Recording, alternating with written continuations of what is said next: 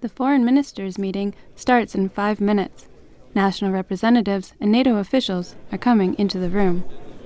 Through the blackened glass, the tension rises. Anne and Christine are preparing behind the scenes. Empowerment, ça c'est autonomisation, non? Empowerment pour les femmes. Ou responsabilisation. Oui. Unseen, only their voices are heard. The interpreters have a crucial role.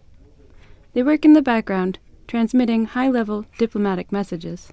Good afternoon and welcome to this meeting of NATO foreign ministers. As we meet, À l'heure où nous nous réunissons, la situation à la frontière sud-est de l'OTAN, the repeated violations of Turkish sovereignty de la souveraineté turque, donne lieu à de graves préoccupations. Il voit l'écart entre peut-être l'effet recherché et l'effet produit. You see the gap between what they say and want to convey, and must step in to fill it with the variable of another language. So you think, if I was in the place of the French ambassador, for example, how could I convey this to the United Kingdom or United States ambassador? Without deforming the message, you must be faithful to its spirit. You could say the interpreter tries to bring together cultures and languages, bring people together around an idea that he hopes to understand every subtlety of. Qu'il espère avoir bien saisi dans les moindres nuances. For 60 years, NATO interpreters have provided simultaneous translation for conferences, meetings, and committees. In the beginning, they were 4. Now they are 35. The official languages are still French and English, but other languages like Russian, Arabic, and Japanese are interpreted. Basic equipment is the same, a mic and earphones. But the tools have changed a bit. There are screens in some booths so the interpreters can follow the speaker. As for working conditions, they are very different. On était dans un placard vitré, voilà. You were in a glass cupboard, no ventilation. The men smoked like chimneys. No idea of making them smoke outside. It wasn't done. You didn't even dare propose it. As comfort goes, things were very bad. Donc, sur le plan confort, c'était très inconfortable.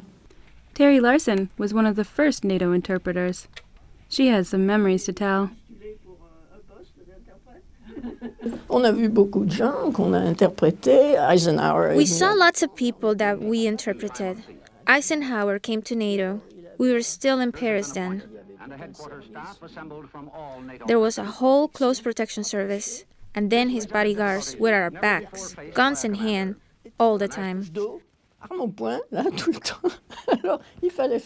We had to disregard that. After all, he was the U.S. president, and he had been Allied commander-in-chief in the war as well. I can assure you, we watched what we said. 25 years of service that marked Terry, an interpreter who saw many historic moments. Quand l'Allemagne a accédé à l'OTAN, c'était en 1955. When Germany joined NATO, this was in 1955. That was a big moment after all. This was the hereditary enemy of France, and I am French. Then suddenly they were allies. And me, I was introduced as interpreter, and unfortunately, my German isn't up to much, to Chancellor Adenauer. Troisième langue, puis j'ai jamais pratiqué. Au chancelier Adenauer. Today there are no more bodyguards behind the interpreters, gun in hand. The messages may have changed, but the profession remains the same. You're on a tightrope too. It's an art, and your personal style. You can prepare up to a point, but you never know what the speaker will say. And with this, I would like to thank the press for your Maintenant, je souhaiterais demander aux journalistes de quitter la salle et les remercier de leur attention. The journalists go out, but the interpreters stay in their booths. They carry on their work as hidden messengers, like they always have. This is a NATO Channel report.